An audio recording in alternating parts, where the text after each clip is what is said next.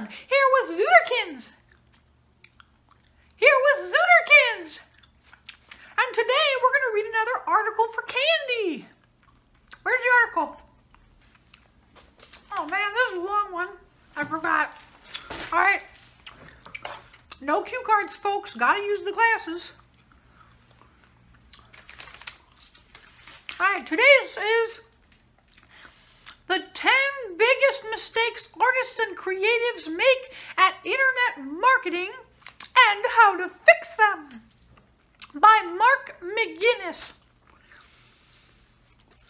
This is a golden age of opportunity for artists and creatives. Never before have you been able to get your work in front of so many people at such a low cost, and with so few gatekeepers barring the way. With a laptop, some free and cheap software, and a healthy dose of imagination and perspiration, you can find a global audience for your work. Find enough true fans and get permission to contact them regularly and make it easier for them to buy your work and attend your shows.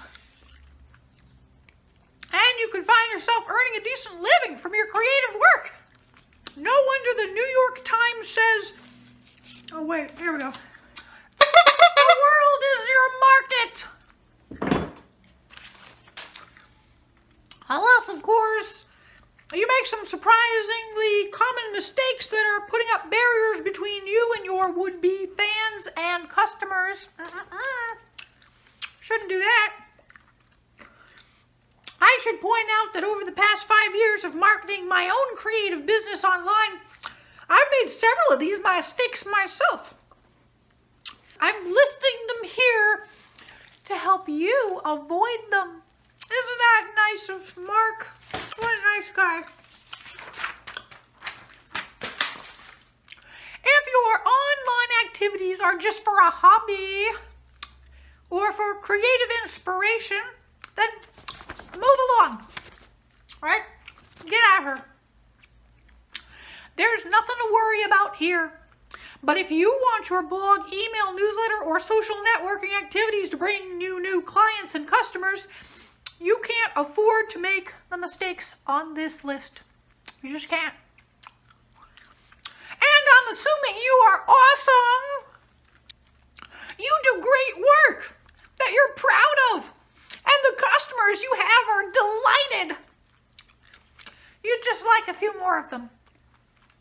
So here we go. We got number 1 out of 10. Let's see, I think.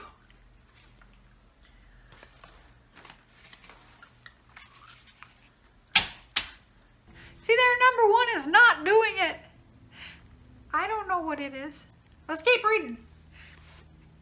I hear all kinds of reasons why creative people are passing up the opportunities available on the internet right now. They don't know what to do. They don't know how to do it. And they don't have the time. They're not convinced it will work. They don't like computers. They're worried about people stealing their work. Take your pick. I'm not saying you have to do this. Like the Magic Theater in Hermann Hesse's novel Steppenwolf, it's not for everyone. I'm just saying you're missing out if you don't. The customers who could have found you via Google are finding other people. The bloggers who could have linked to your site are linking to other sites. The people who could have shared your stuff on Twitter are sharing other people's stuff. The collaborators you could have met and worked with are having a blast working with other partners. That's awesome. All those people are having such good luck and nice things happen to them. That's great. You think it's supposed to be bad? And it's not just about the money. You're also missing out on a lot of new friends and creative inspiration. I've lost count of the number of interesting people and ideas that I've encountered since I started marketing my business online. And now, the solution. Do it. Find the time or make it. Learn the technical stuff. It's not rocket science. If a poet like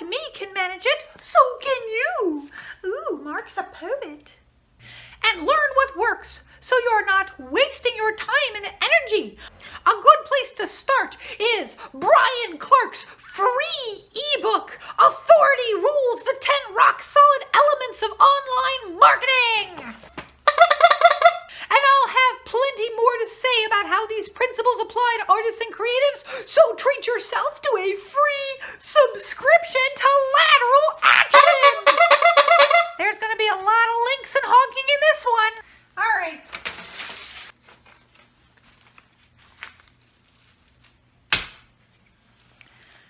Number 2 is relying on your portfolio. Having a totally amazing portfolio or online gallery or showcase is essential. But sadly, it isn't nearly enough to make you stand out online. However good the work, the static nature of most portfolios means people have to seek them out. Visit your website and click through the various categories. And most people have never heard of your site. Or maybe they have, but they're just too busy to visit it. Or maybe they visited it once and they liked it and forgot to go back.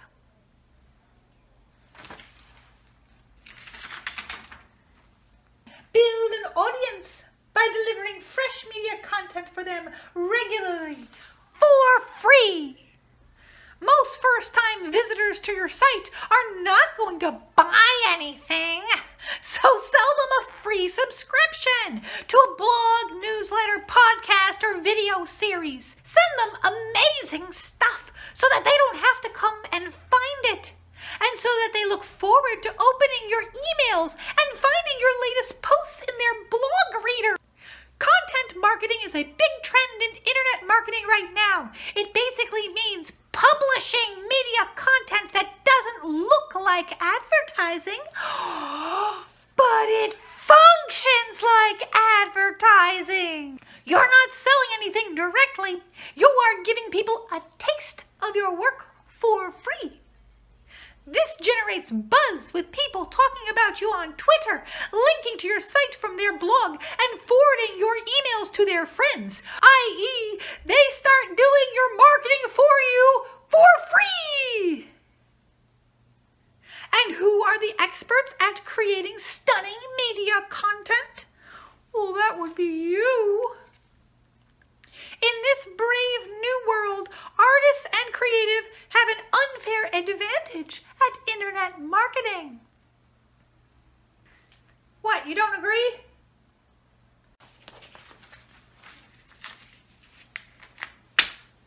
Number 3, social media narcissism.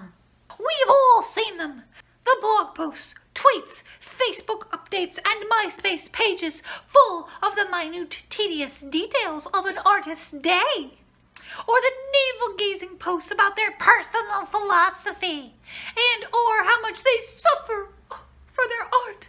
Or name-dropping of impressive clients, or complaints about partners, friends, fellow artists, or the world in general. I write a lot online, but I hardly write anything about my personal life, as I can't imagine anyone would be remotely interested. And I do my best to keep my gripes to myself, as they wouldn't make anyone's day better. It's not about you. So unless you habitually fight dragons or have a gift for making the mundane hilariously funny or poignantly engaging, be careful how much you talk about yourself, your personal life, and opinions. Save that for friends and family who love you and know who you are.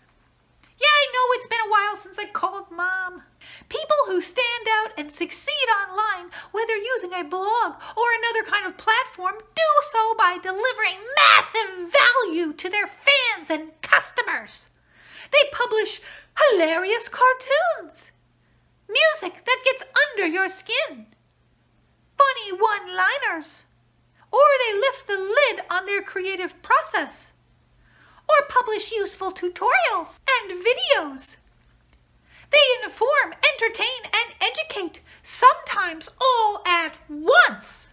They don't go online to share what they had for breakfast. What did I have for breakfast? Oh, yeah. Or to slag off the competition or whine about their girlfriend or the lousy customer service they received. They go online to delight and amaze people. Even when it's about you, it's not about you. It's about what you mean to your audience. If you're doing amazing work or pursuing a big adventure, it's about the work and the adventure. If you're a rock star, it's about what they project onto you. If you're a successful self-employed artist, it's about the inspiration and example that you provide for other artists. So it's really about them. Solution time! Give people a taste of your best work. If you're an artist of any kind, give away free samples. Tell us, or even better, show us how you make your work. To you, it's obvious, but to the rest of the world, it can be fascinating.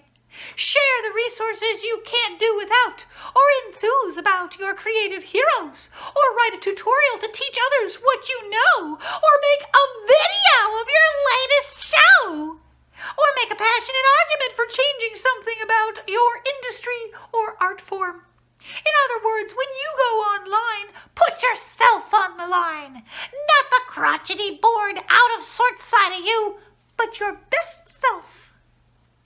Your most passionate, articulate, creative, and inspiring self.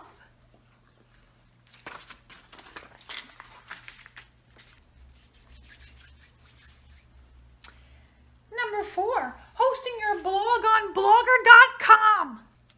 Once upon a time, blogger.com was an innovative platform at the cutting edge of online publishing. But that time has gone. Now using it for a business blog makes you look like an amateur. The equivalent of using a Hotmail email address. The themes are ugly, the functionality is clunky, and the commenting facilities are horrible. But none of these are the main reason you should avoid Blogger or similar free-hosted blogging services.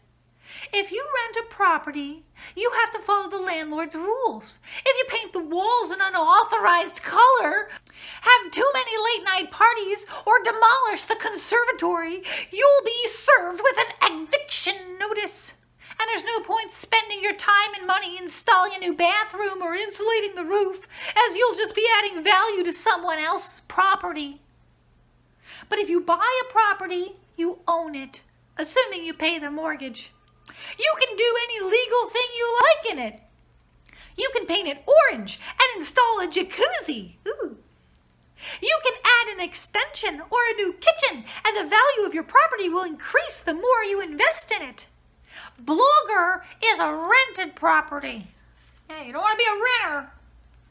It's owned by Google, who can evict you if you violate their terms of service.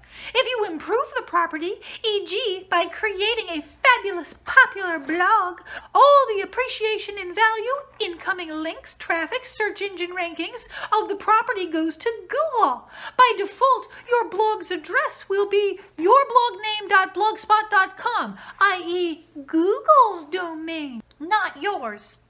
The same goes for MySpace or Facebook page or any of your social networking profiles.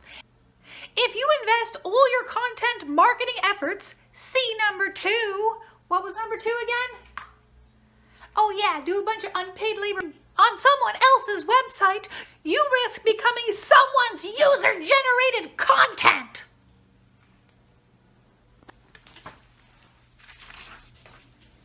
Install WordPress on your own website. Your own website is your property. It should be located at yourname.com. As long as you stay within the law, you can do whatever you like with it. If you improve the property, e.g. by creating a fabulous popular blog, all the extra value accrues to you, the owner. So it makes sense to improve it as much as you can. This is why most professional bloggers install WordPress on their own site. It's free open source software and incredibly powerful and flexible. All my sites run on WordPress, even the ones that don't look like blogs. There are lots of free design themes available for WordPress, but for business purposes, you're better off with a premium theme, as they usually include technical support And I'm told by people who know that the underlying code is often better structured for search engine optimization, CEO purposes. Here at Lateral Action, I use the Genesis framework with a bespoke design. If you're on a budget, you can use Genesis and choose from a range of ready-made custom designs. Well, you think Mark might be getting paid? How do you know?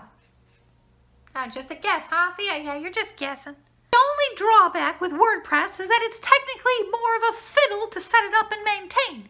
So you might want to enlist some help and be prepared for a bit of a learning curve. But this is your business. Remember, not a hobby. This is one case where quick and easy can hurt your business in the long term. And like I say, I'm a poet, not a programmer. So if I can work it out, so can you. I don't know, Zoot. What is the difference between a poet who programs and a programmer who writes poetry? It's not a joke. That's not a funny punchline.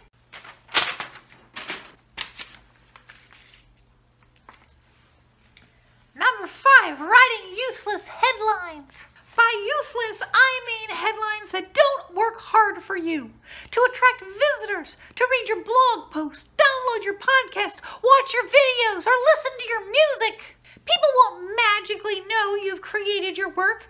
You need to signpost it with a clear and compelling headline that stops them in their tracks and makes them click to visit your site. Imagine your headline is just one in hundreds of someone's inbox or feed reader, or in the long list of updates on Facebook or Twitter.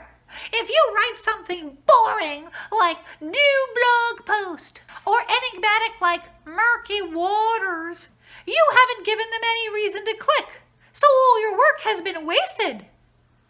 Hey, Zoo, I just don't feel like you're really participating here much.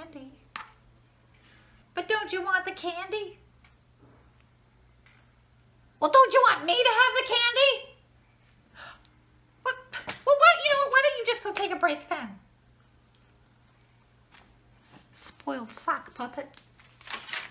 Solution. Learn to write magnetic headlines. Click the link for an in-depth tutorial and use them. Don't be too proud to use the headline formulas. They've been proven to work. And don't be tempted to come up with something more creative, original, or mysterious. You can hit people with the creative, original, and mysterious stuff once they actually land on your website. The headline's job is to get people to do that. If you don't believe me, or if you think the usual copywriting formulas don't apply to your work, then experiment with using both kinds of headline. That's what I did until I realized the tried and tested formulas did apply to my work and did work better than the other kind. Number 6, not building a mailing list. All the top internet marketers agree that the money is in the list and that many millionaires can't be wrong. By list, they mean a mailing list of email addresses that people have given them as an expression of interest in their products or services. Whether or not you want to be a millionaire, if you aren't using your website to collect email addresses of potential customers, then your website is like a bucket with a hole in it. That's not really a problem if you're using the bucket to carry bananas. And it doesn't matter how much water you pour in the bucket, i.e. how much traffic you get to your site, if it all drains out the bottom. Solution. Set up a mailing list and ask people to join it. It's that simple, at least in its basic form. Put a prominent sign-up form on your website and ask people to give you their email address if they want to know about your latest products and services. Then, next time you have a product or service to announce, you can guess what's coming. Send an email and invite them to buy it. You need to use a reputable email marketing service provider. Not only will this make it easier for you to manage hundreds or thousands of email contacts, When spam filters see that your mail is being sent by a provider with a good reputation, they'll open the doors and let your messages through. Zooterkins would know what a spam filter was.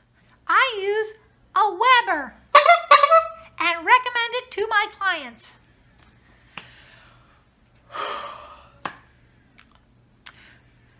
Here's an example of a bare-bones mailing list over at my wishful thinking site.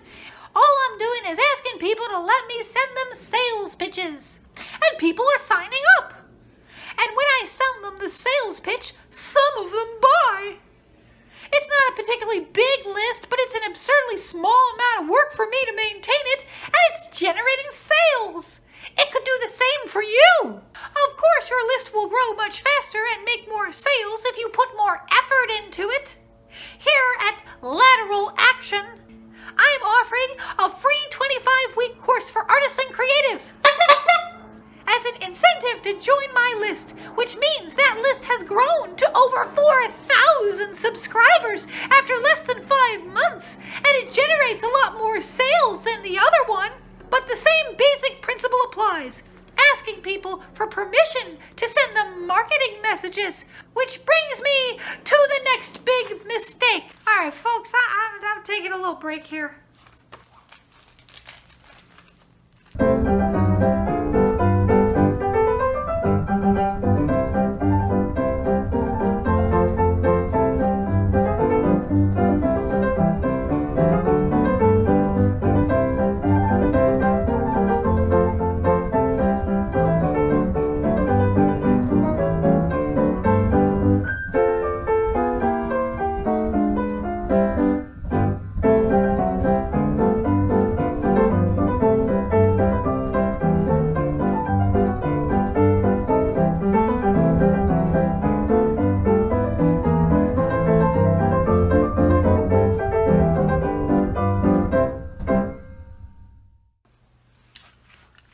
With number 7, adding people to your mailing list without permission.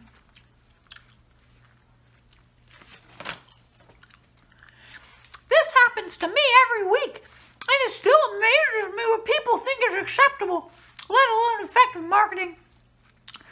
I'll meet someone online or offline, and a few days later start receiving their newsletter, even though I've never asked for it or been offered the choice. Sheesh. Often there's no unsubscribe link at the bottom of the email, a legal requirement in many parts of the world. So the only way to get off the list is to email them directly and ask to be removed, which would be uncomfortable for both of us. In some countries, you might be breaking the law by adding people to your list in this way. You are also damaging your reputation. How do you feel every time you receive an unsolicited email? When's he going to come back here? Even if you like the person and the newsletter is good, it's hard not to think, surely they could have asked. Plus, the more people who hit on the report spam button when they receive your emails, the more chance you have of ending up on the spam blacklist. Spam. Where's that spam thing again? Which means you'll find it harder and harder to get your emails delivered. Solution. Invite people to subscribe and make it worth their while. The essential requirement for building a non-spammy list is that you ask people to opt in by putting their email address in a web form. You also need to give people the option to unsubscribe at any time. The easiest way to do this is to include an unsubscribe link at the foot of every email you send. Don't worry about the technicalities of how to do this. Weber or any other decent email service provider will walk you through the process each time you set up a new list. No, this isn't as easy as adding people to your list without permission, and your list will grow more slowly. But if you want a quality email list composed of people who are genuinely interested in hearing from you, as opposed to people who may be indifferent or downright annoyed by your messages, that's the only way to go.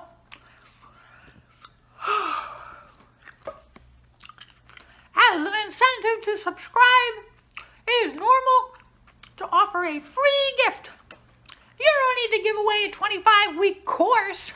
Other popular options are sample music tracks, ebooks, shorter email courses, and regular newsletters.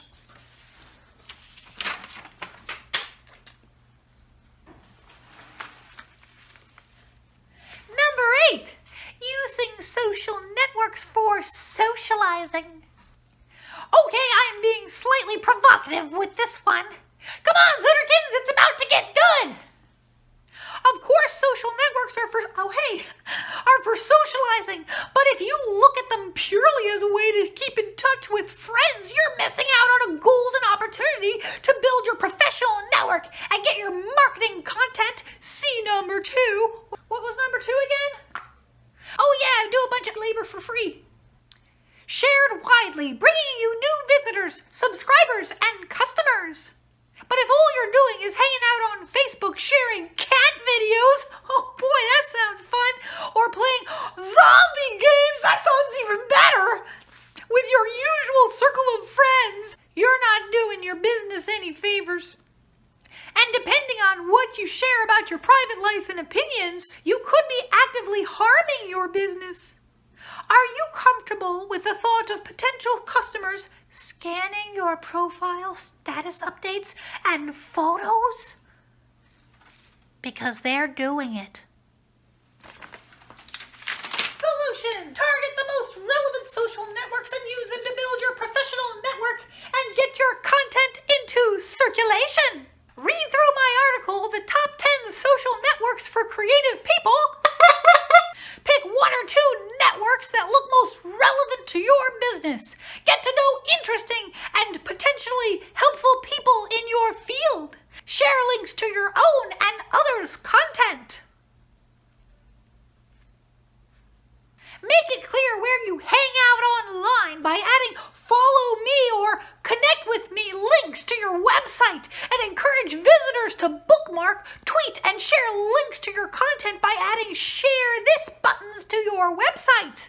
I didn't know what any of that meant. Thank you. Number 9, making it hard to buy. I once asked a writer friend why he didn't have prominent links to his books on the sidebar of his blog. Here's what he said.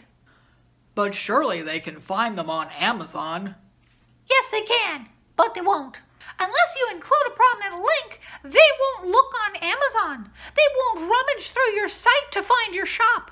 They won't know you've written a book or recorded an album, or that you have artwork for sale, or that you could design them a fabulous website. They won't magically guess what you have to offer. They won't know what you want them to do.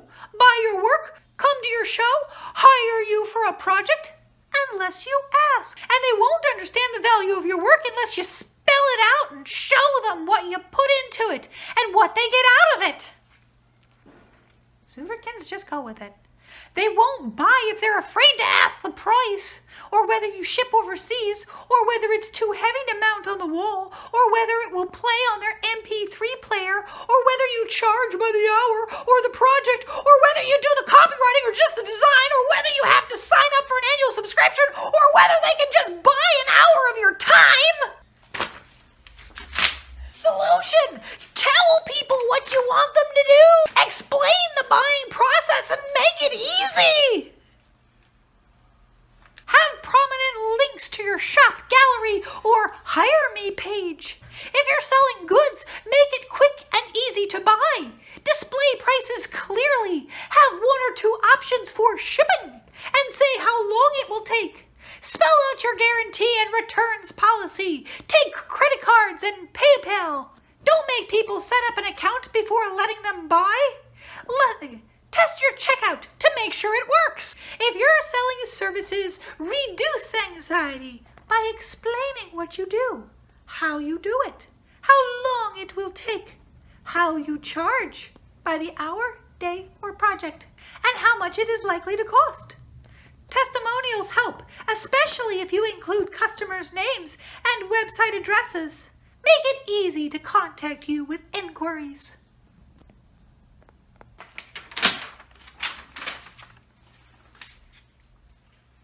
Number 10, doing search engine optimization, SEO, back to front. Every time I run a workshop on internet marketing for creative people, a hand goes up and someone asks how they can optimize their website with the right keyword. While keywords are definitely important, it's a common misconception that the most important thing you need to do to get a new website to rank well on search engines is to fiddle about with the keywords on your website text, as well as the hidden meta tags at the top of the page. Firstly, forget the meta tags. Google ignores them.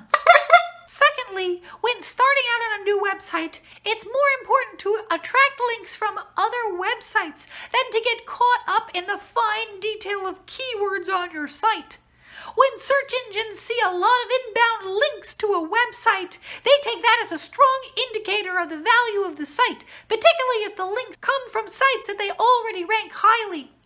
This is why for several years I managed to rank very well on search engines and attract a lot of search engine traffic, even though I didn't bother doing CEO in the usual sense. Because I was writing a blog that people enjoyed. I naturally attracted a lot of links from other bloggers, which was a good thing in Google's eyes. Don't ask for link exchanges. No one with a site worth getting links from will take you seriously if you do that. Instead, content marketing, C number 2, what was number 2 again? Oh yeah, do a bunch of extra labor for free, is a much more effective way of attracting valuable links. Here's a quote from Brian Clark, who knows a lot more about SEO than I do. Hey, where's the stick puppets? Oh no, I think Willoughby took out the trash. Here's the deal. Much of what determines the ranking position of any particular page is due to what happens off the page, in the form of links from other sites. Getting those links naturally has become the hardest part of SEO, which is why we've seen the mainstream emergence of social media marketing as a way to attract links with compelling content.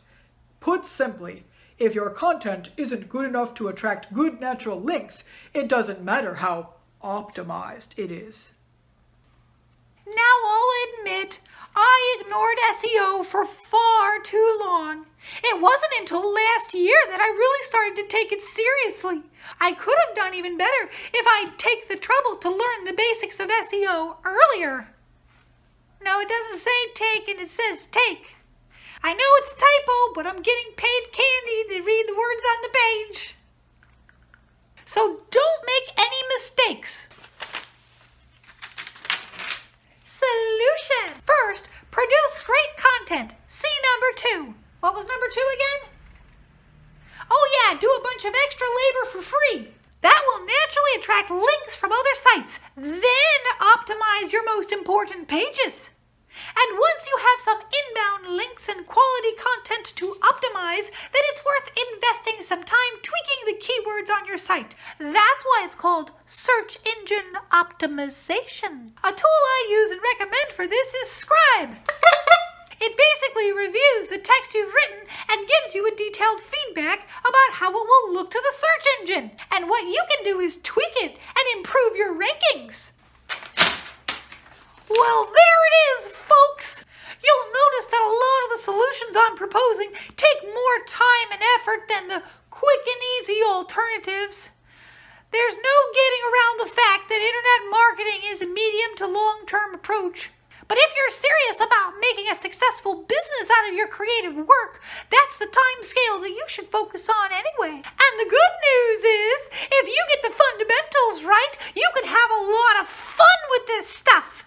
If you ask me, creating amazing media and hanging out with interesting and creative people online beats cold calling or paying for advertising any day.